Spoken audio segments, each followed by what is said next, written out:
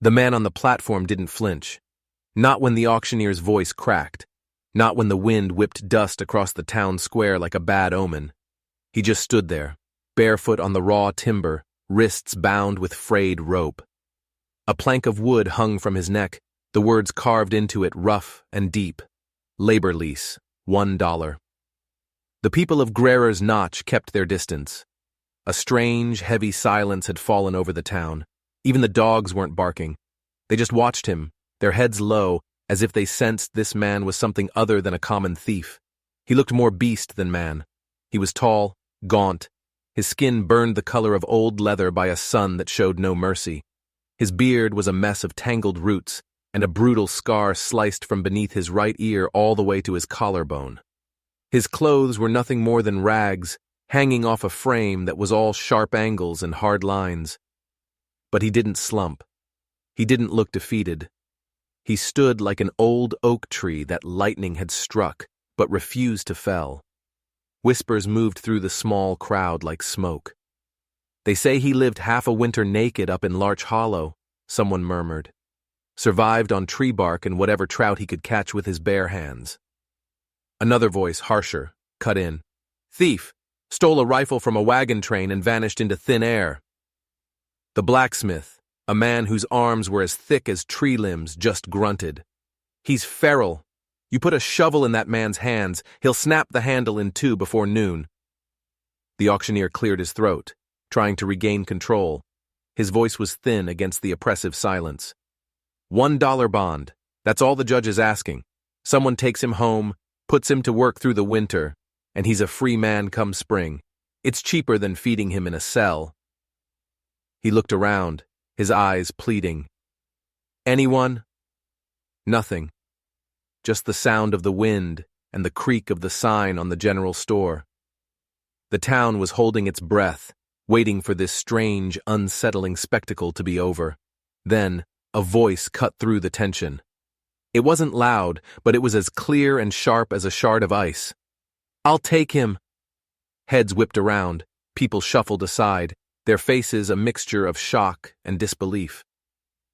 There, at the back of the crowd, stood June McCrae. Her black riding coat, the one she'd worn to her husband's funeral, was dusted with the grime of the road, as if grief itself clung to the hem and refused to let go.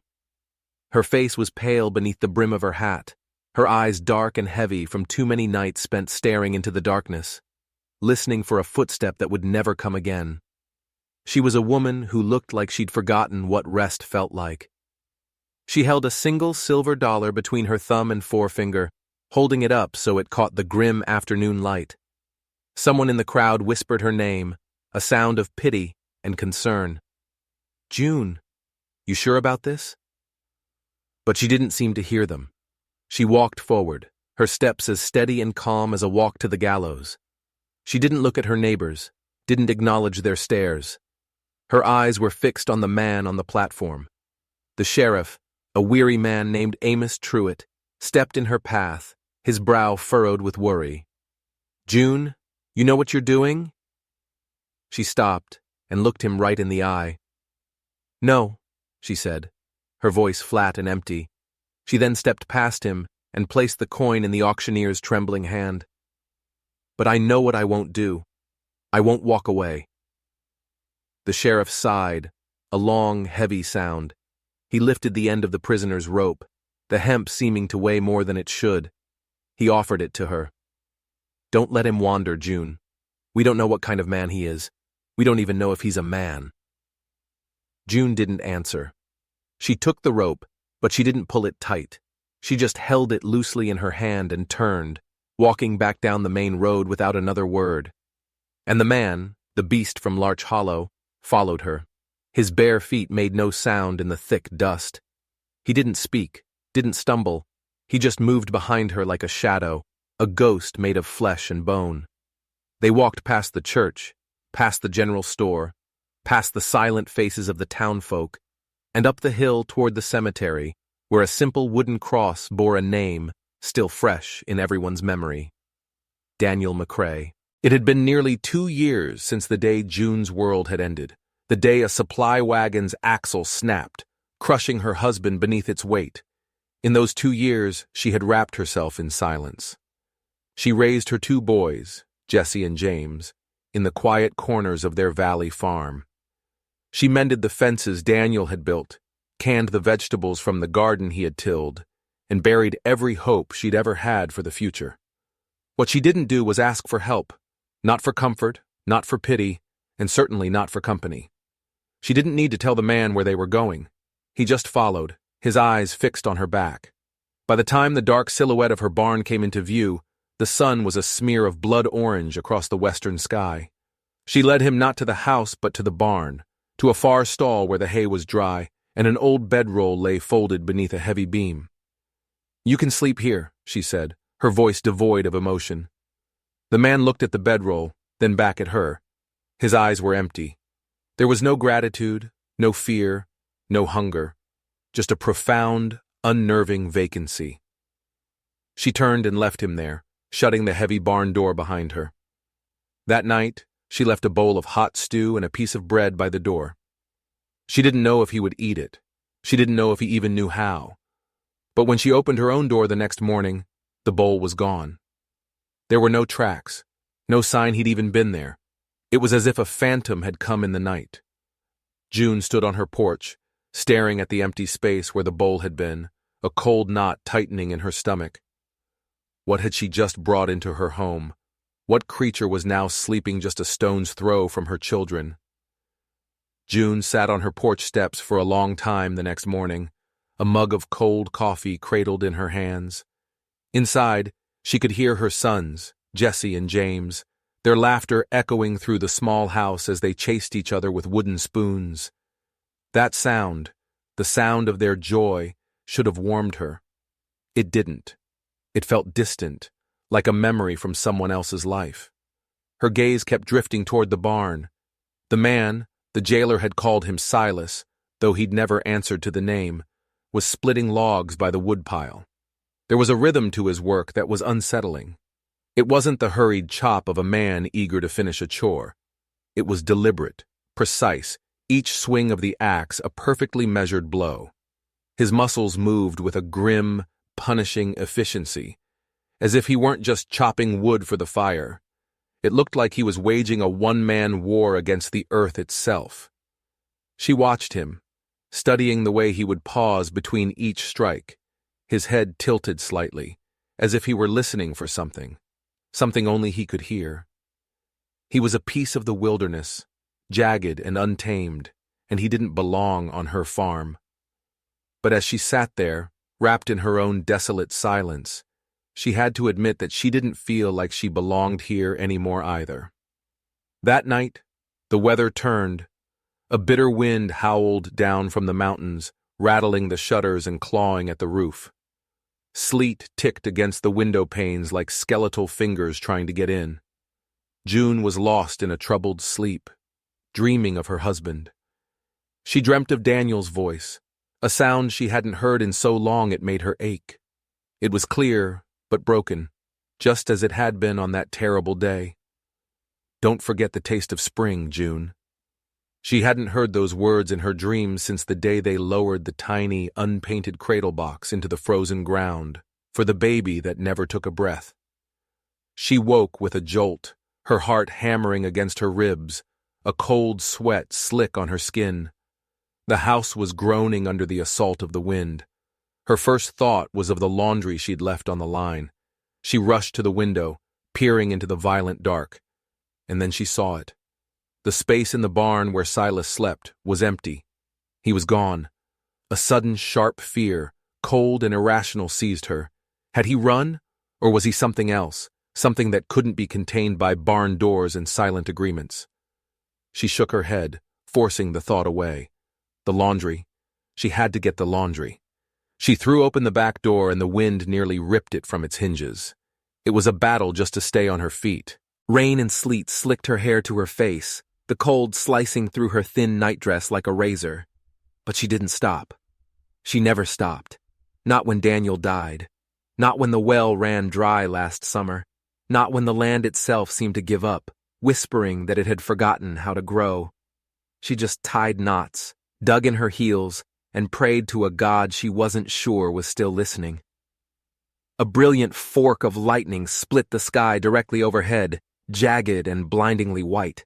It was too close. She barely had time to flinch before the world exploded. The thunder was a physical blow, a deafening clap that shook the very foundations of the barn, rattled the windows of the house, and lifted her clean off her feet. A gust of wind hit her like a fist, and she felt herself falling, the world spinning into a vortex of noise and darkness. And that's when he appeared. He moved out of the storm as if he'd been born in it. Silent. Fast. One moment there was nothing but the raging wind. The next, he was there. His arm shot out, catching her just as her knees gave way. One strong hand wrapped around her waist, the other steadied her elbow, and he pulled her back, sheltering her beneath the overhang of the tool shed, where the roar of the storm was slightly muted. Her breath came in harsh, ragged bursts, a mix of fear and cold, but his grip was like iron. It didn't falter. "Silas," she gasped, the name a puff of white in the frigid air.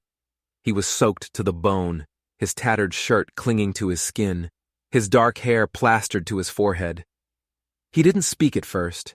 He just stood there with her, his back against the rough wood of the shed, the air between them crackling with the electricity of the storm, and something else. Something she couldn't name and didn't want to. Then he leaned in close, his voice barely a whisper against the wind, but the words hit her with the force of a physical blow. He said, "Can't lose you too." Her entire body went rigid. The blood drained from her face, and the roar of the storm faded to a distant hum. All she could hear was the frantic pounding of her own heart. She stared up at him, her vision blurred by the rain, but her ears were working just fine. Too fine. Those words. They weren't just random words of comfort. They were specific. They were hers. They were Daniel's. They were the very last words her husband had spoken as he lay broken and bleeding beneath the shattered wagon axle, his hand gripping hers with a strength that was already failing. "Can't lose you, too." Her lips parted, but no sound came out. She felt the blood rushing in her ears, a sound louder than the thunder that still echoed across the valley. "What? What did you say?" she finally managed to ask, her voice thin and hollow, a ghost of itself. Silas blinked, as if surfacing from a deep, dark water. A look of confusion, or was it shame, flashed across his face. He took a half-step back, his grip on her loosening. Then, without another word, he turned and walked back out into the raging heart of the storm, disappearing into the darkness as quickly as he had appeared. He left her there, leaning against the wall, her heart hammering against her ribs like a trapped bird, convinced she was losing her mind. She didn't sleep for the rest of the night. When her boys called out, frightened by the storm, she gave them warm milk and reassuring smiles, tucking them back into their beds with fingers that wouldn't stop trembling. Once the house was quiet again, she lit a single lantern and sat by the dying fire, wrapping her arms around herself, trying to hold in the scream that was building in her chest. She had never told a single soul what Daniel's last words were. Not the preacher who gave the eulogy, not the doctor who pronounced him dead, not even her own sister who had come down from Missoula with a black dress and an armful of useless platitudes. Those words were a sacred, terrible secret. They were a moment suspended in time, belonging only to her and Daniel, the final ragged breath of their life together. She had buried that memory deep, covering it with 2 years of hard work and stoic silence, under the crushing weight of raising 2 boys alone. So how? How in God's name could Silas know? She stared into the flames, watching them consume the wood, flare up, and then settle into glowing embers. But the question echoed in the silent house, a question with no possible answer. He didn't return to the barn. By morning the storm had passed, leaving behind a world washed clean and unnervingly quiet. The cot in the barn stall was empty. There were no footprints in the damp earth outside, no sign that he had taken the bowl of food she'd left out. There was just an absence, a void where he had been. But June had learned how to read absence better than most people could read a book. 2 years of walking through a house that echoed with the ghosts of laughter. 2 years of folding shirts that would never be worn again, of closing doors on empty rooms, of setting the table for 3 and pretending it had always been that way. She knew what it was to search for something and find nothing. Except this time, there was something. Drawn with the blunt end of a stick in the mud beside the barn door. A single shaky line, and below it, 2 words. I remember. She dropped to her knees in the mud, her breath catching in her throat. That wasn't a phrase a man like Silas used lightly. It wasn't something you scratched into the dirt unless you meant it with every broken piece of your soul. Daniel used to say that to her. Whenever she'd forget something small, the matches, the feed order, sometimes even her own name in the dark days after their baby had died, he would take her hand and press it to his chest. I remember all the good, he'd whisper. Even when you forget, June. I remember for both of us. She reached out and traced the words in the dirt with a trembling finger, and then she let herself cry.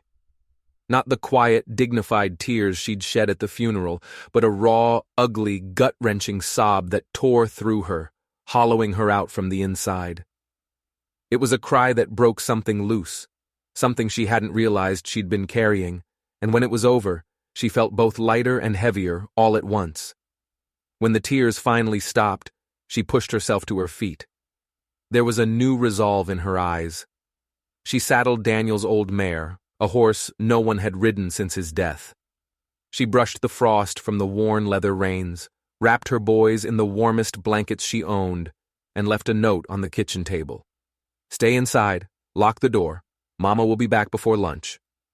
The mare was reluctant at first, but June urged her on, pointing her toward the high ridge where the woods grew thick and the air grew thin. She didn't know what she was looking for, but she knew she had to follow.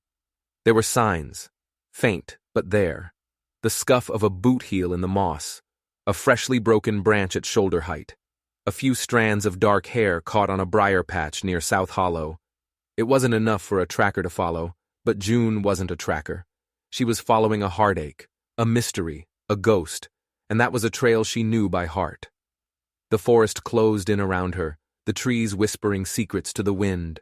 The higher she climbed, the sharper the air tasted. And then she saw him. He was sitting at the edge of a rocky bluff, his arms resting on his knees, staring out across the valley below.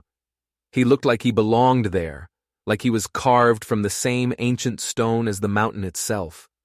She dismounted and walked toward him, her boots silent on the damp earth. She didn't call his name. She didn't have to. He turned his head as she approached, as if he'd been expecting her all along. I didn't mean to scare you, he said, his voice rough, as if it hadn't been used in years. You didn't scare me, she replied, stopping a few feet away. You confused me. He gave a slow, dry nod. Me too. She took another step closer. The wind whipped a strand of her hair across her face. Her fingers were trembling, but not from the cold. You said you remembered something. Silas didn't look at her. He kept his gaze fixed on the valley.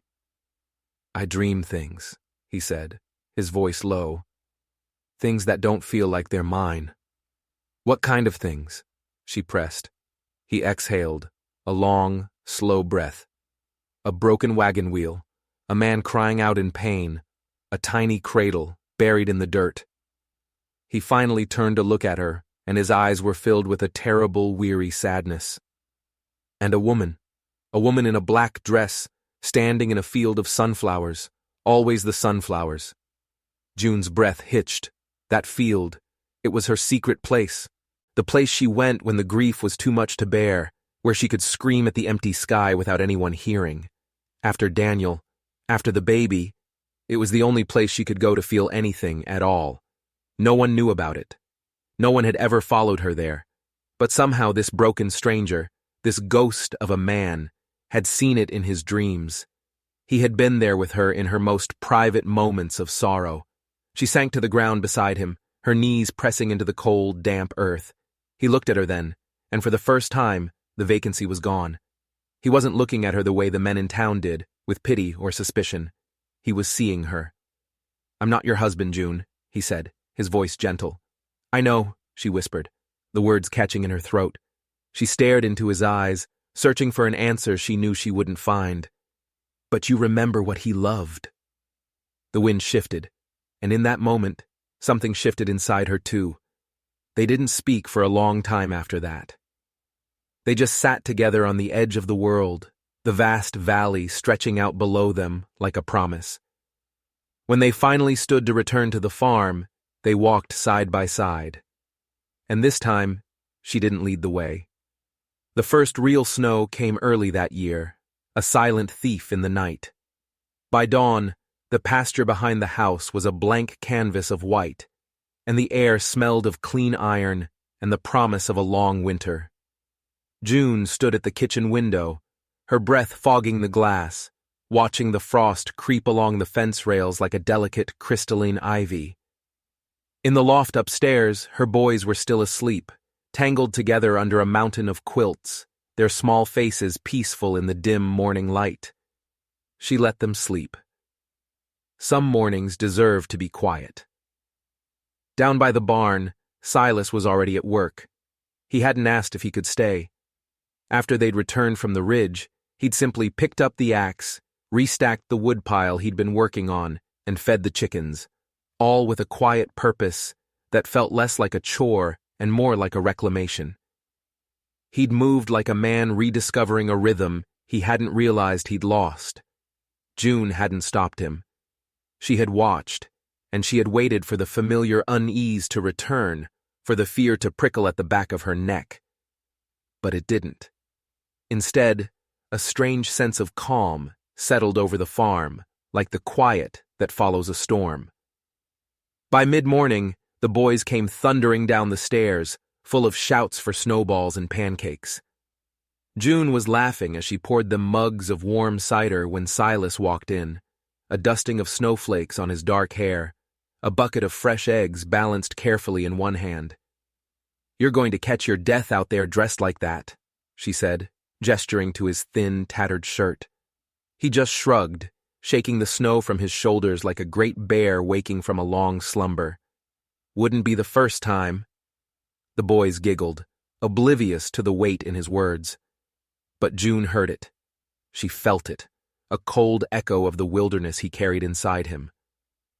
Later that afternoon, with a pot of thick stew simmering on the stove and the fire crackling a low, hypnotic rhythm, she finally asked him, "What did you mean by that? About catching your death?" Silas didn't answer right away. He was whittling a small piece of pine, the knife moving in his calloused hands with a fluid, mesmerizing grace. He paused, carefully set the knife down on the table, and looked up at her. His eyes were shadowed, looking at a past she couldn't see. "There was a man once back in Butte," he began, his voice low and gravelly. "He called me Wild Silas because I couldn't ever remember where I'd been or what I'd done the night before. I broke his nose after he laughed about it." June didn't flinch. She just listened. "I don't drink," Silas continued, his gaze dropping to the table. "Never have. But back then, I'd just lose time. Sometimes for a few hours, sometimes for days. I'd wake up in alleys or barns or once, handcuffed to a fence post outside the assayer's office. No memory of how I got there. But every time, I'd have this feeling, like I'd just seen someone's face, a face I was supposed to know, but it was gone, and the losing of it tore me up inside like it was a loss I was doomed to repeat over and over. June's hand, holding her spoon, paused halfway to her mouth. The stew was forgotten. "They tried to lock me up," he said, his voice flat. "One doctor said I had a fractured mind. Another said it was trauma from something I couldn't recall. They all agreed on one thing, though. I was too wild to keep." He picked up the piece of pine and his knife again, his hands perfectly steady, a stark contrast to the tremor in his voice. "So I left. I went up into the mountains. I learned to sleep with my back against a rock, and my hands wrapped around the only things I could still trust, a knife and my own 2 feet. June was silent for a long moment. the only sound in the room the crackle of the fire. Then she asked softly, "What are you carving?" He held it up for her to see. It was a sunflower. It wasn't perfect. One of the petals was chipped, and the stem was slightly crooked, but it was unmistakable. A single, stubborn flower, weathered but persistent. Her breath caught in her throat. "I dreamed about them again last night," he said, not looking at her. "The sunflowers. You were there, standing right in the middle of the field. You were laughing, and you were holding a baby." June set her bowl down on the table, a sudden chill running through her despite the warmth of the fire. "I never told anyone about that dream," she whispered. It was a secret hope she had clung to in the darkest nights, a dream of a life that had been stolen from her. "I didn't either," Silas replied quietly, his eyes fixed on the tiny wooden flower in his hand. That night, long after the boys were asleep, June stood by the fire, her eyes on the little sunflower carving that now sat on the mantelpiece. It felt like an echo. Not of Daniel, not exactly. It was an echo of a feeling, of warmth, of hope, a tiny ember still glowing under the cold ash of her grief. From the barn, she heard the faint creak of floorboards, the slow, quiet sound of footsteps pacing in the hay. She knew it was him. She didn't go to him. Not yet. But for the first time in 2 years, in the deep, oppressive silence of her house, she didn't feel entirely alone. 3 days later, a stranger rode into Bitterroot Ridge. He was a man who didn't belong. He was tall and rode a fine-looking horse, and he wore a city coat that was too clean for the snow-dusted landscape. He dismounted at the edge of June's property, moving with a slow, deliberate confidence as he brushed imaginary snow from his expensive leather gloves. June stepped out onto the porch, the old rifle cradled in her arms. It felt less like a weapon and more like a natural extension of her body. Through the window, she could see her boy's wide, curious eyes peering out. "Afternoon, ma'am," the man called out, removing his hat with a polite flourish.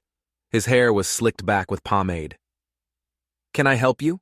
June asked, her voice as cold and hard as the frozen ground. "I'm looking for a man," the stranger said, his smile not quite reaching his eyes. "Goes by the name Silas. Sometimes they call him Silas Red. Big fella. Dark hair. Real quiet." June's expression didn't change. "There's no one here by that name." The man's smile tightened at the edges. "Well now, that's mighty strange. See, my employer has very good reason to believe he's in this area." "And who would your employer be?" June challenged. He took a step forward, the smile returning, but this time it looked oily, predatory. "The McKinnon Mining Consortium." June's breath hitched. She knew that name. Everyone in Montana knew that name. McKinnon wasn't a company, it was a plague. A giant, ruthless fist that crushed anything in its path. They swallowed up small farms, laid claim to mineral rights with deeds that seemed to be soaked in blood, and left behind a trail of broken families and ruined land.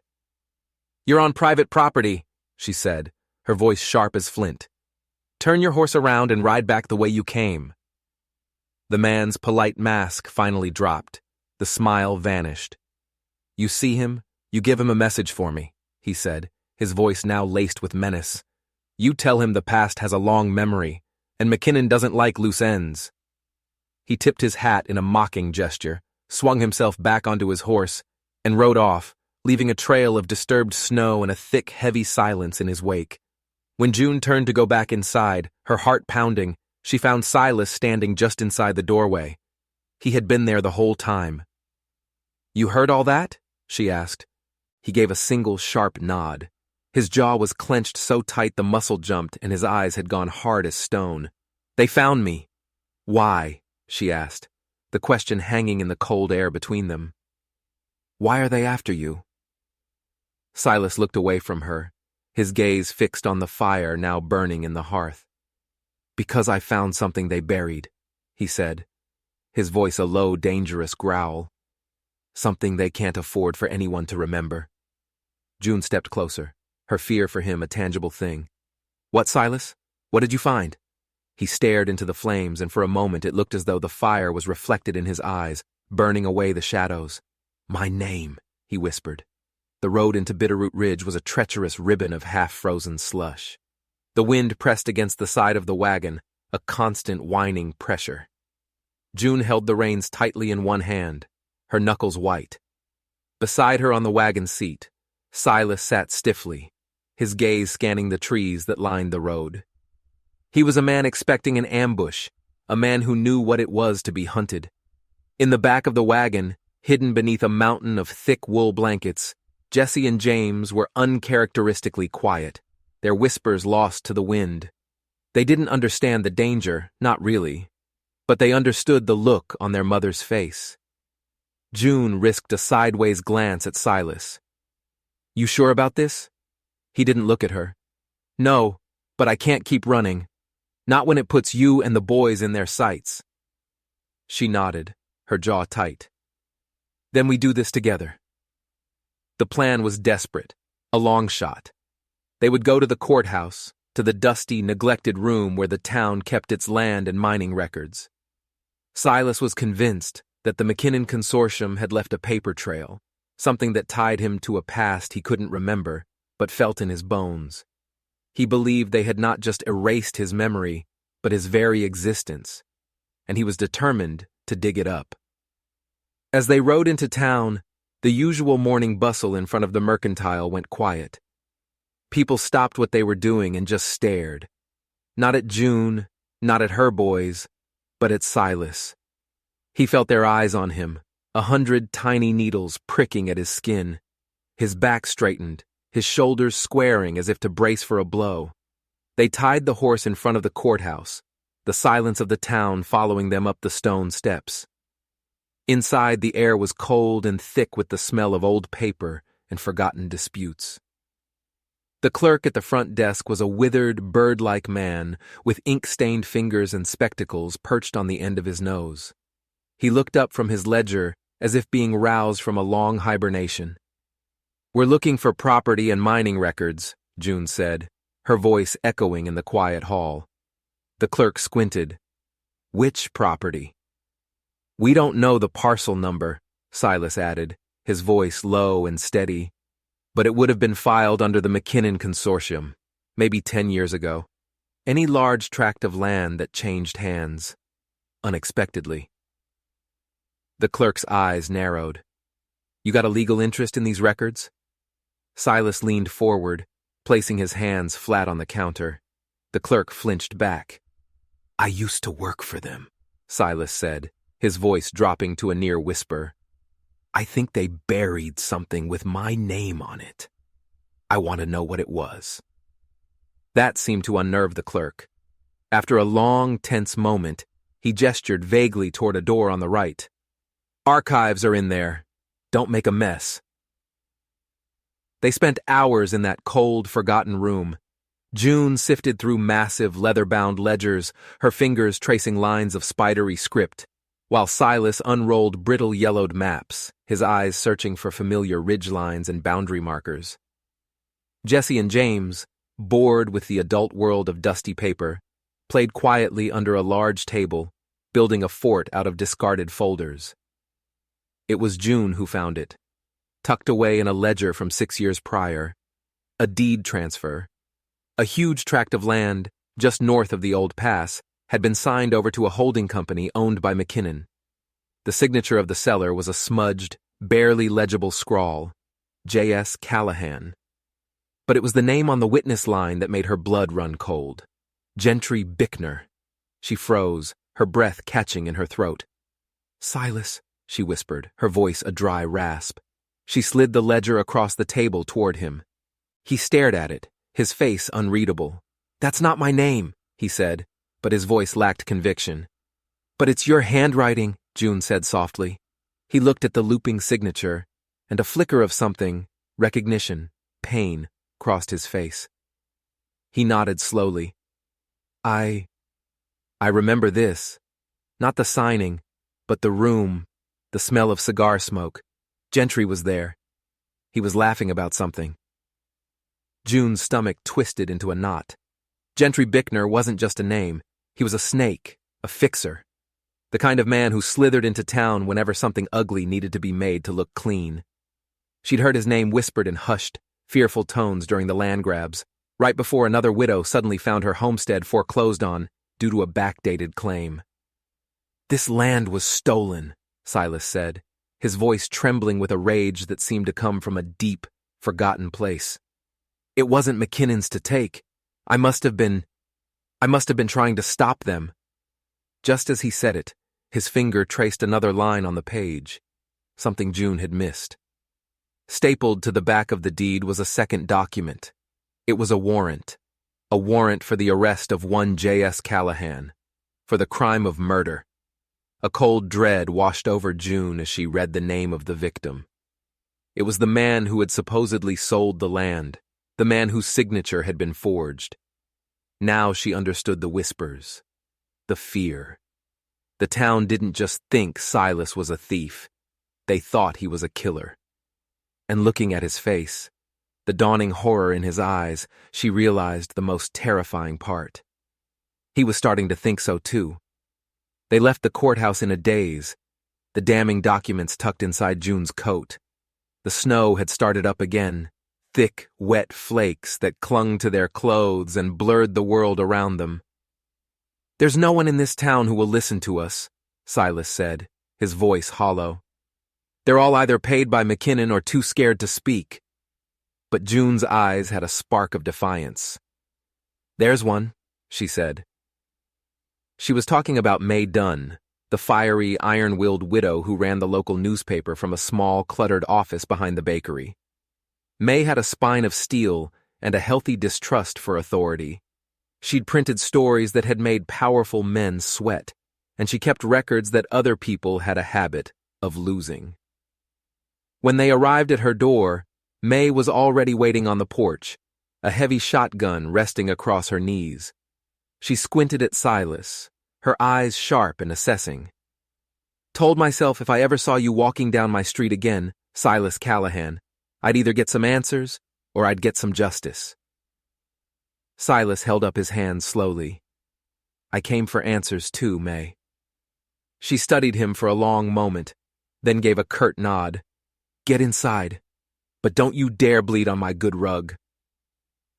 Inside, the boys were given hot cocoa and introduced to a fat, friendly dog, while June spread the papers out on the kitchen table. May leaned over them, her sharp eyes missing nothing. "You were declared dead, you know," she said, tapping the murder warrant, "after the accident at the old mine." "I figured," Silas replied grimly. "McKinnon pushed the story. Said you got careless, fell down a shaft. But there were whispers. Some said you'd uncovered something about the land deal and they silenced you. Others said you were in on it, took a payout, and ran." She tapped the witness line on the deed. "If Gentry Bickner signed this, then it was a setup from the start. They used you to get the land, then they framed you for the murder of the rightful owner and tried to bury you. Literally." Silas's voice was flat, dead. "I want to undo it. All of it." May leaned back, her expression hard. "Then you'll need more than a forged signature and a bogus warrant. You'll need proof, old land surveys, testimony, something so ironclad that even McKinnon's crooked lawyers can't wriggle out of it." "Will you print the story?" June asked, her voice pleading. May looked from June to Silas, then to the two boys playing by the fire. She sighed. "You know what happens to me if I do this? They'll come for me. They'll try to burn me out." "They've already been to my farm," June said quietly. "They've already made their threats." May stared into her coffee cup for a long moment, then looked up, a fierce, determined light in her eyes. "Then to hell with them," she said. "We start tonight." As June and Silas left May's office, armed with fresh copies of the deed and the warrant, the air in Bitterroot Ridge felt different. Colder, more dangerous.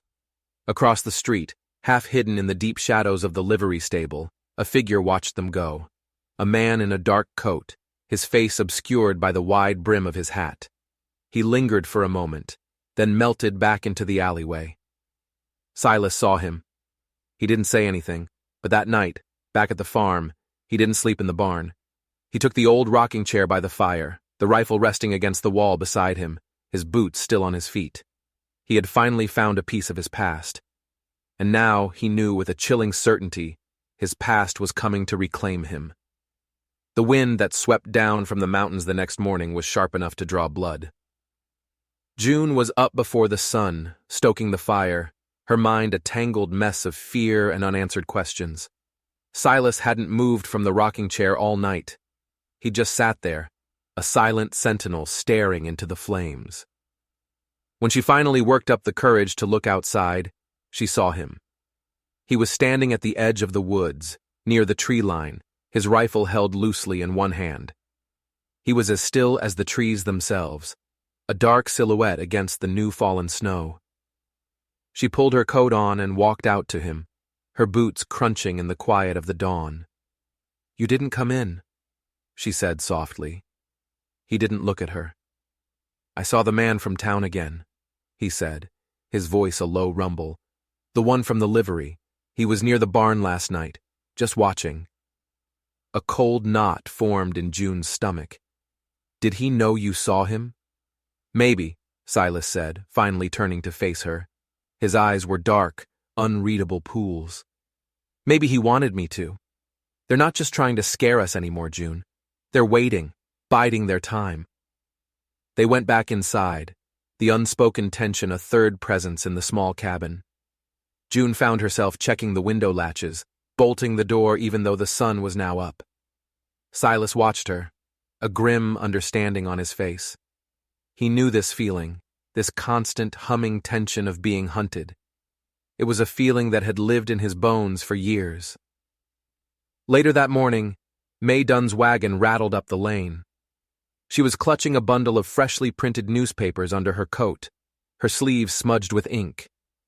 "I printed it," she announced, storming into the cabin without knocking. "The whole story. The stolen land, the forged signatures, the murder warrant, Bickner's name. Everything." She dropped the papers on the table. The headline was stark and bold. "Stolen Earth, the hidden hands behind Bitterroot's land grab." "It won't stop them," May said, "but it'll buy us some time. I'm sending copies to every rancher in this valley, especially the ones McKinnon has already pushed out.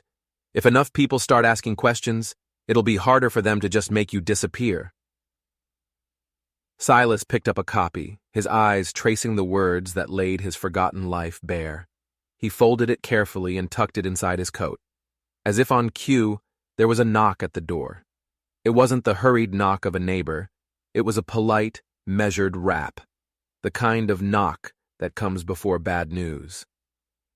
Silas and June exchanged a look. He moved to the window, pulling the curtain aside just enough to see. Two men stood at the gate.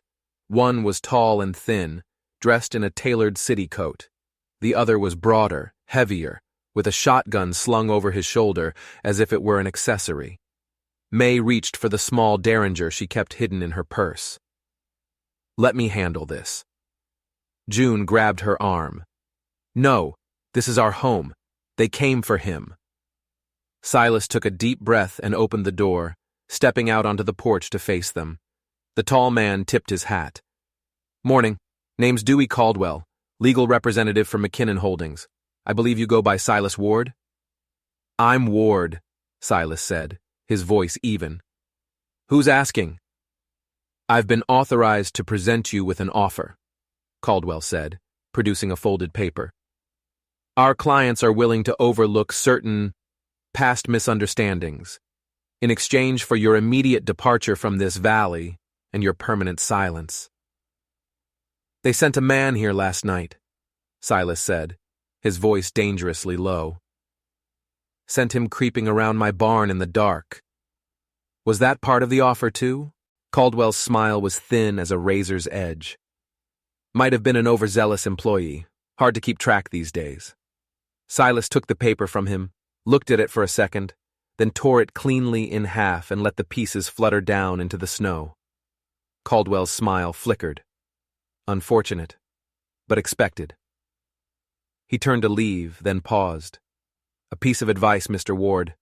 A man who fights a forest fire with a bucket of water usually ends up getting burned." He and his heavy-set companion climbed back into their wagon and rode away, leaving a profound and chilling silence behind them. "That was a warning shot," May said from the doorway. June nodded, her face pale. "They'll be back." Silas came back inside and sat down, staring into the fire. "I have to finish this," he said, his voice filled with a new, hard resolve. "Whatever I did, whoever I was, McKinnon was willing to murder and bury a man to hide it. That means there's something still left to dig up." June came and sat across from him, her own fear replaced by a cold, fierce anger. "Then we dig," she said. That night, a decision was made. Silas would not wait for them to come back. He would go to them. He would go to the heart of the beast, to the territorial capital in Helena, where the McKinnon Consortium had its headquarters. He would find the truth of who J.S. Callahan was, and he would use it to burn their empire to the ground. He began packing a small satchel, the documents from the courthouse, a copy of May Dunn's newspaper article, and the small, tarnished tin box he kept hidden, the one that held the only clue to his life before the darkness. June packed for him, too. Bread, dried meat, and a small, worn Bible she'd found in the attic. "Not because I think you need sermons," she said, handing it to him, "but because it might remind you of the man you've become, not the one they tried to make you." Before dawn, he was on the mare, a lonely figure ready to ride into the heart of a storm. As he turned to leave, he looked at June, and the expression on his face was one he'd never shown before. It was a look of profound, aching regret. "June," he started, "if I don't come back—" She cut him off, her voice fierce. "You will come back." He kissed her then, a brief, chaste press of his lips to her forehead. "Don't wait up," he whispered. "I always will," she replied, her voice thick with emotion. He rode off into the gray, pre-dawn light, leaving June and her boys standing on the porch. The wind shifted, carrying the scent of pine, of snow, and of something else. A reckoning. A storm that had been brewing for years was about to break, and June could only pray that the man she had just sent into the heart of it would be strong enough to survive. Silas rode into Helena, looking like a ghost from a bygone era. The city was a monument to progress and power, with tall brick buildings and streets humming with the sound of the railroad, the sound of the Callahan Empire, his father's empire. He tethered his horse and walked up the granite steps of the main courthouse, each step feeling like a betrayal of the man he'd tried to become. Inside, he was met by Dewey Caldwell, the smirking lawyer, flanked by two other men who looked like they were carved from granite. "Jonas," Caldwell said, the name hitting Silas like a physical blow. "So you remember." "I remember enough," Silas said, his voice cold. They led him to a sterile, wood-paneled room. A contract was slid across the polished table. "Sign it," Caldwell said. "Sign over your inheritance, your name, your past. In return, we let you and the widow and her brats live out your pathetic little lives in peace." Silas didn't even look at the papers. "You think I came here to surrender?" He pulled out his own folder. The forged deed, the murder warrant, and something else. A small, faded wedding announcement from a Helena newspaper 20 years prior. Jonas Callahan Sr. weds Dia Blake. And pinned to it, a statement from a retired doctor confirming that Dia Blake had given birth to twin boys. Caldwell's smirk vanished. "What is this?" "My father was a meticulous man," Silas said. "He hid his assets, his crimes. He even hid a son. He kept me, the heir, and sent my brother away to be raised by farmers. A spare, in case anything happened to the chosen one." A flicker of understanding, then horror dawned on Caldwell's face. You can't be, can I?" Silas leaned forward. "His name was Daniel McCrae. He was my twin, and you didn't just try to kill me 6 years ago. You had Gentry Bickner arrange the accident that killed my brother 2 years ago because he'd started asking questions about the land his wife's family owned." The room was silent. The air crackled with the impossible truth. "You have a choice," Silas said, his voice like ice. You can tear up that contract, dissolve the McKinnon front, and return every stolen acre to the families you ruined. Or this, he tapped the folder, goes to every newspaper from here to Chicago. The story of how the great Callahan empire was built not just on fraud, but on fratricide. Your legacy will be a monument to my brother's murder. Caldwell stared at him, his face pale, the mask of civility stripped away to reveal the cornered rat beneath. Silas stood up. You have 24 hours. He turned and walked out of that room, out of that courthouse, leaving the ruins of an empire smoldering behind him. He didn't go to a boarding house. He went to the old mill at the edge of town, a place he and Daniel had discovered as boys during one of the few secret meetings they'd managed over the years. He slept in the hayloft, wrapped in the blanket June had given him. And he dreamed. He dreamed of Daniel, not as a ghost but as a boy, grinning at him from across a stream. You found your way back, Daniel said. I told you I would, Silas replied. She's a good woman, Jonas. She waited a long time for someone to stay. Silas woke with tears on his cheeks and a profound peace in his heart. The memories weren't a curse. They weren't a ghost haunting him. They were a gift. They were Daniel's way of leading him home. Back in Bitterroot, the news arrived via telegram. Callahan refused to sign, McKinnon withdrawing all claims.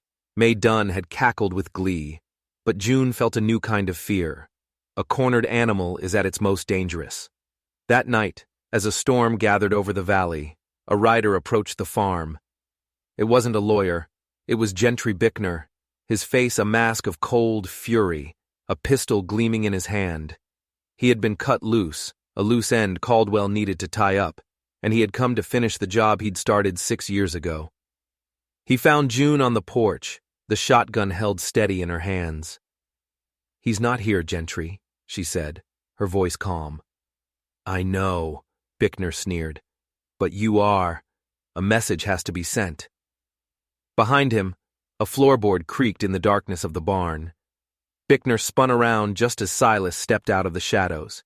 He wasn't holding a weapon. This is between you and me, Gentry, Silas said. It always was. Bickner laughed, a ragged, ugly sound. You should have stayed dead, Callahan. He raised the pistol. A shot rang out, but it wasn't from Bickner's gun. It was from the woods. Bickner crumpled to the ground, a dark stain spreading on his chest. Sheriff Amos Truitt stepped out from behind a tree, a smoking rifle in his hand. Heard there was some trouble out this way, he said, his voice a low drawl. Figured I'd check it out. The storm broke then, a cleansing rain washing over the valley. In the quiet aftermath, Silas finally told her everything. About being Jonas Callahan, about his twin brother Daniel, about how Daniel had found him, half dead and with no memory, wandering the mountains 6 years ago. Daniel had helped him, given him the name Silas, and told him stories of his own life, of his wife and his boys, trying to anchor the man with no past. The last words Daniel had said weren't to June. They were to the man on the ground after the wagon accident, trying to comfort the friend he'd just found again. Can't lose you two. The memories Silas had weren't supernatural. They were echoes of his brother's love, passed from one twin to another. June listened, tears streaming down her face, not of grief, but of understanding. He wasn't a replacement. He was a connection, a promise. Later, Silas handed her a legal document. The deed to the Callahan Railroad fortune, the entire thing, signed over to the families of Bitterroot Valley, with the farm and all its land deeded solely and irrevocably to her and her sons. I don't want their money, he said. I just want this. He looked around at the small cabin, the quiet fields, at her. June reached out and took his hand, her fingers lacing with his. There's a room upstairs, she said, her voice soft but steady. The roof leaks a little when it rains hard. He looked at her, and for the first time, his eyes were completely clear, the shadows gone. I'm good at fixing roofs, he said. They stood there on the porch as the sun broke through the clouds, the light washing over a world that felt new. It wasn't the life either of them had planned, but they knew, with a certainty that settled deep in their bones, that it was the life they were meant to find, together. If you were moved by June and Silas's story of love and redemption, and you believe that sometimes the past leads us to exactly where we need to be, don't forget to hit that subscribe button. We'll have more stories of hope and survival coming your way soon.